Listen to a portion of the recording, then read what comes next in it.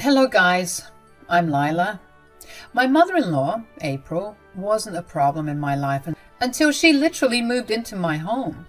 My husband, Elliot, and I had a fairly great life. I was a bit sad when he had to shift to another country for work. He said that he didn't want to leave me alone, but the offer there was extremely good. I told him to take the job and he promised to come back as soon as possible. I stayed back in our country because my mother was sick and I didn't want to be too far away from her. Things were going according to our plans, but then an accidental pregnancy landed on our plates. Elliot and I were expecting a baby boy. We were surprised by the news because we weren't even trying for a kid, but it happened, and we were happy to welcome our first child. The only problem was that I lived alone and Elliot could only come back to our country once every 2 months. Flights are expensive and we needed to save money for medical bills. My doctor had told me to rest as much as I could because there were some complications in my pregnancy. Elliot was really worried about me and didn't know what to do. I won't lie, but even I was a little worried about being all alone. That's when my mother-in-law came to us and said, "I can move in with you guys and help with the baby." "Really? Will you do that, Mom?" "Yes, why not, son? Lila is carrying my grandbaby, so this is the least I can do. She can't stay alone in the house and needs some help." "I do need some help, April. I'm tired all the time and have been told to take it easy, but it's just difficult to manage everything on my own and find time to rest." "Well, that won't be a problem if I move in with you. I will be a lot of help and I can also give you breaks when you are overwhelmed with my grandson." "Sounds like a good idea, April. Thank you so much for offering to help." I was truly grateful for her help. My husband was going crazy worrying about me living alone, so he was relieved when his mom offered to help. She was the best candidate to stay with me because we thought she was reliable and trustworthy. My husband, especially, thought it was a great idea to have his mother stay with me because he trusted her to take care of me. But we had no idea how different things would be. We agreed to let April move in with us and stay as long as she felt comfortable. She left her rented apartment and stayed with us completely free of cost. My husband was funding her, so she didn't even have to get a job to contribute to the household. I was excited to have her with me and thought that it would help us develop a closer bond. But all my hopes and dreams were crushed. A few days after she moved in, I realized that having her in my house was a big mistake. April didn't help me around the house at all. In the beginning, I was hesitant to ask her for help and tried to do everything by myself. The only thing she did was to cook for herself. That's right, she didn't even make a portion for me. I was doing everything around the house as usual and even took up her share of housework when she slacked off. She was literally not doing anything to help me rest. As the weeks passed, I started to ask her to help me, but she straight up told me that it was my job and she wasn't going to help. I don't like pestering people for help, so I kept quiet and continued to do everything. I also didn't tell my husband what was going on because I knew he would get worried. Whenever he was home, April would make a big show of doing chores, so Elliot thought that I was getting the help I needed. However, April wasn't helping me out at all when he was gone. A mix of pregnancy complications and not getting enough rest led me to have premature labor. I was also bleeding profusely and was rushed to the hospital. After a very difficult labor, during which they thought I might die, I was able to have my son. Elliot missed his birth, but was scheduled to fly in the next day after he made an emergency booking. The next morning, I was trying to get some sleep when April noisily came into my room and woke me up. I was a little groggy but didn't say anything because I had just woken up. April kept talking about God knows what, and I ignored her to concentrate on getting my bearings back after being woken up so rudely. My head went clear when April said, "So, when can you go home today? Are they preparing your discharge papers, or should I talk to them?" "I literally just gave birth. I can't go home right now." "What? You still have to stay here? But you have already spent a night here. Do you have to stay here today as well?" "Yes, April, I have to stay here today as well." "That is not going to work. You need to tell the doctor to let you go home today."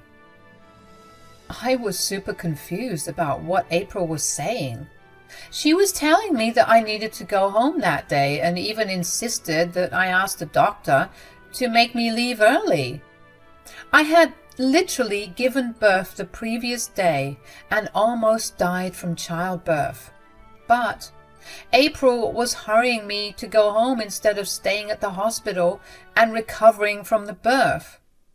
I said to her, "Why would I do that, April? I'm still pretty weak, and there is a big reason why the doctors are keeping me here." "Oh, please. Women give birth all the time. You aren't special. You don't have to stay here and have a mini vacation." "Does it look like I'm having fun here? I almost died. So no, not every woman goes through what I did. I'm not going to jeopardize my health by going home early on your request." "But you can't be here for so many days, Lila." "Why the hell not, April? You have too much to do at home. Who will do all the work?" "What do you mean, April?" "You know that the house needs to be clean for the baby. I clearly remember seeing dirty dishes in the sink before we came here. There is so much work at home, Lila." I was trying very hard to process what my mother-in-law was saying. She wanted me back to the house because she had expected me to do the house chores. This woman hadn't even bothered to wash the dishes we left in the sink and expected me to do it. I was in utter disbelief and said, "I was on my deathbed just yesterday. Do you really expect me to go home and do the dishes, April?" "Yes, why not? Who's going to do the dishes? You don't have a maid or a housekeeper." "Woman, you are insane. I can't be doing anything and need complete bed rest for at least a month." "What? A month? You are seriously milking this, Lila. You don't need so much time to recover. You need to stop being such an attention-seeking woman. You are fine. Doing the dishes won't kill you." I was extremely irritated because April was being obnoxious and insensitive again. I was already pretty tired of dealing with her. She was being a big nuisance and wasn't of any help even before I gave birth. I was high on hormones and my patience was running thin. I snapped at her and said, "Maybe it will kill me, April. I got into this situation in the first place because you refused to help me with any of my house chores. You could have easily cleaned up the house while I was here." "Why would I clean your house, Lila? It's your job, not mine." "You moved in with me, with the sole purpose of helping me out. Now you're saying that it's not your job." "I never said I moved in to help you out. Why would I help you? You are a grown woman, and pregnancy isn't a reason to slack off on your duties." "If that's what you thought, why did you move in with me?" "Oh, I just wanted to be around my grandbaby. I'm actually here for him, not you. I have no problems taking care of him, but I won't be doing your work for you." "What's the point of moving in with us then? You can just leave and go back to where you were."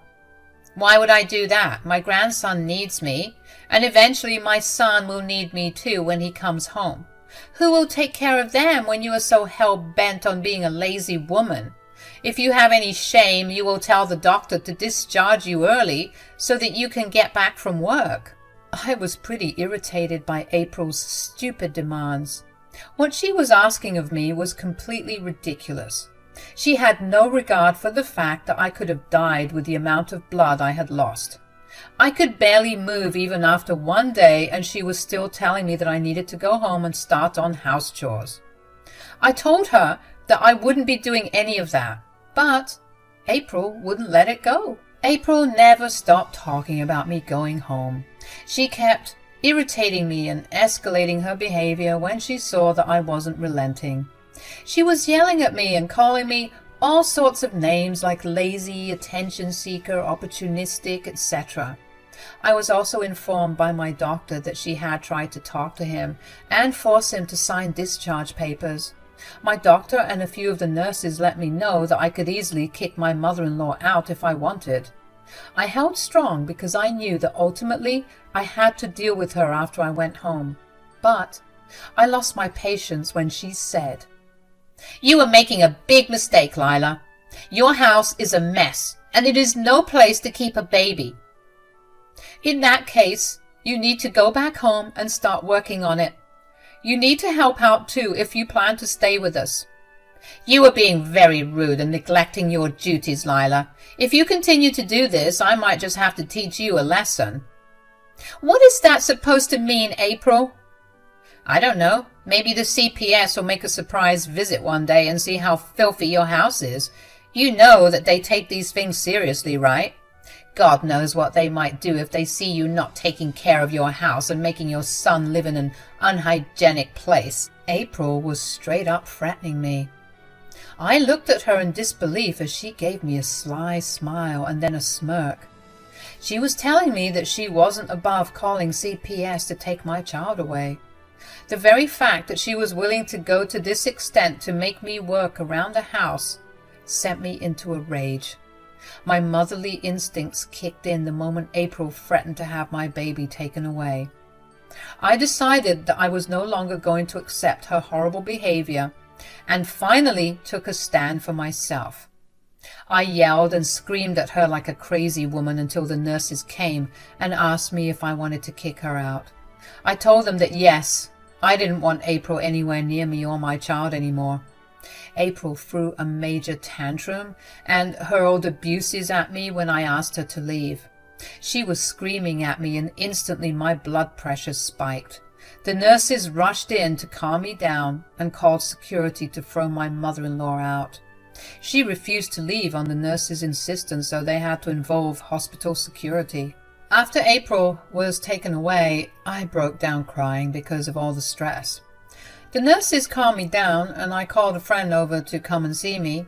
She immediately arrived at the hospital and stayed with me until my husband arrived that day.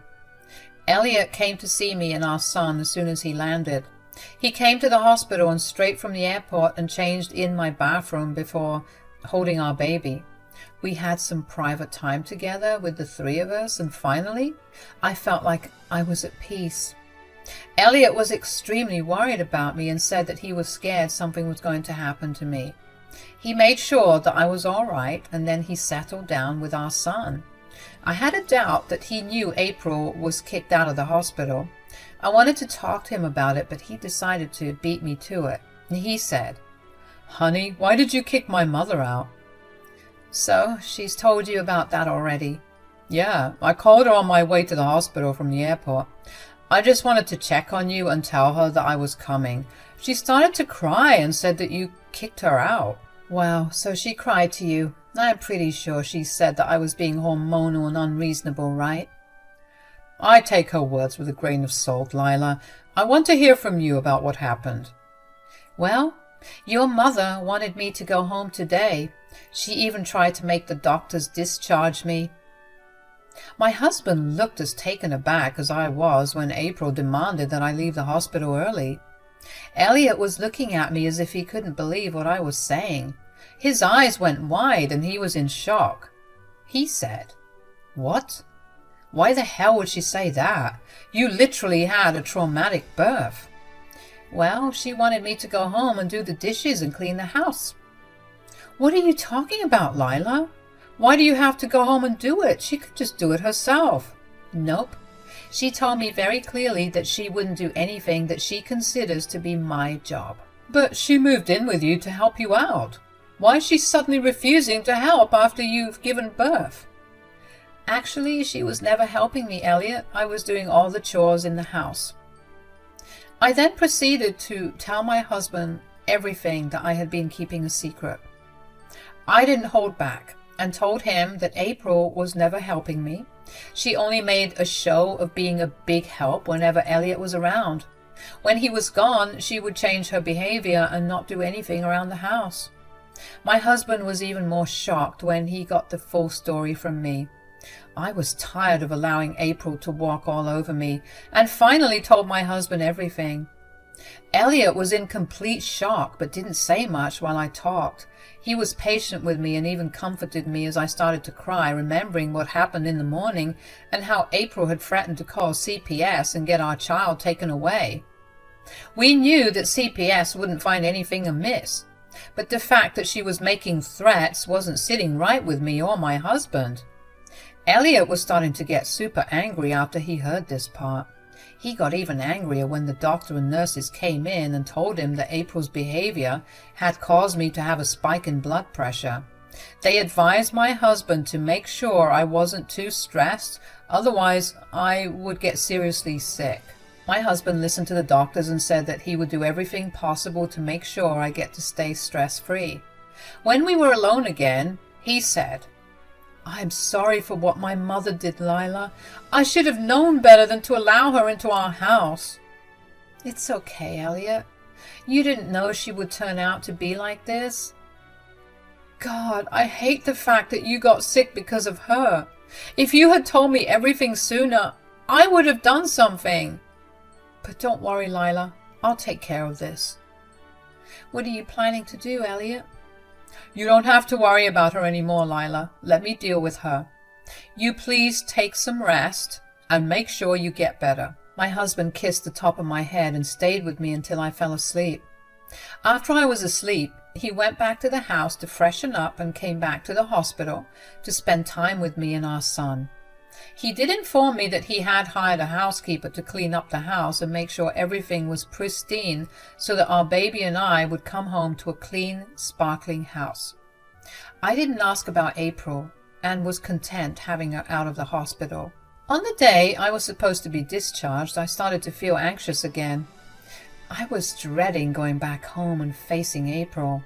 I know she would be pissed that I told my husband everything and complained about her. Plus, I was afraid she was going to find new ways to torment me. I was still weak and had a baby to take care of, so I was feeling extra vulnerable. But I didn't voice them out to Elliot. I trusted my husband and knew that he would protect me to the best of his ability. But I couldn't get rid of the nervousness that was eating me from the inside. I went home and was surprised to see that everything was truly sparkling.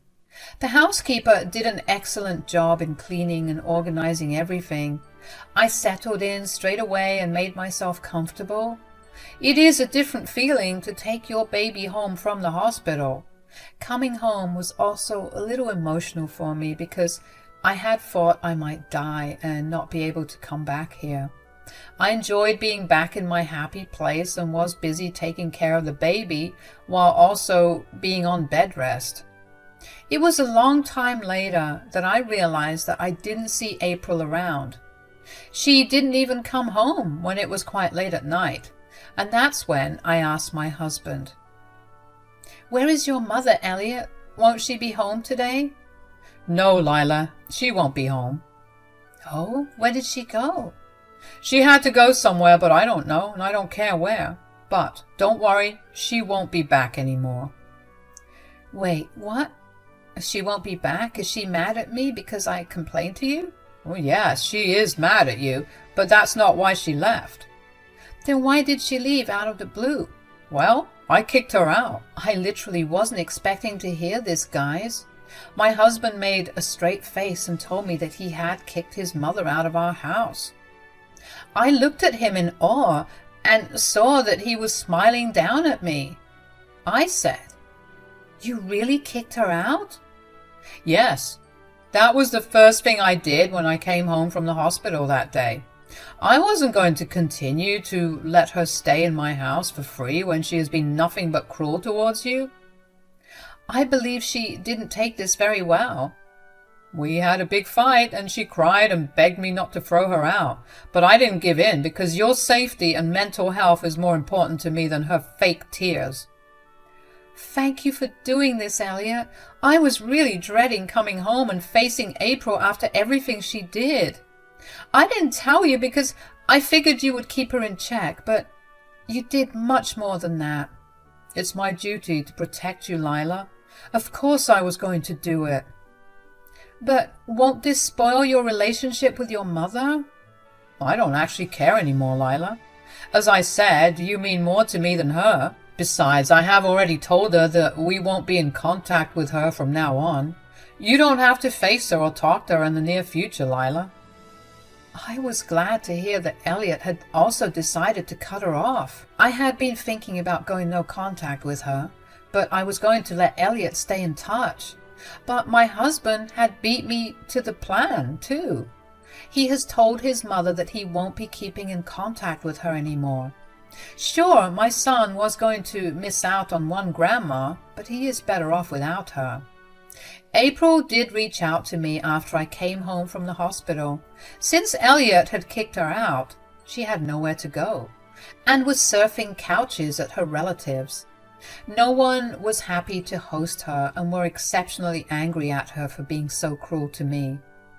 I am actually pretty well loved by almost all family members on Elliot's side, so when they found out about what April did, they were furious with her. April was blaming me for ruining her relationship with her son, keeping her grandson away from her, getting her kicked out, and spoiling her reputation in her family. However, I simply said that this was all her own doing and I wasn't responsible for her horrible actions. She sent me a bunch of nasty texts, which I forwarded to my husband. Elliot took care of the problem with April. He was so mad at her, and he said that he didn't want to contact her ever again. April was getting desperate to get back in contact with her son, so she changed tactics and begged me for forgiveness. It was nice seeing her grovel after what she had put me through. I didn't forgive her, though. She kept texting, calling me, and I didn't even bother to send a reply or pick up the phone. Eventually, she stopped, and maybe started to harass Elliot again. My husband never let me deal with April's drama again, just like he had promised. He also got a transfer back to our country, and now we are living together like we did after we got married. Our baby is going to be a year old very soon. Time flies. And it was a magical experience watching my little one grow up right before my eyes. Sometimes I feel sad that I couldn't enjoy my pregnancy, but I am grateful for what I have right now, and I am happy that April is no longer in our lives.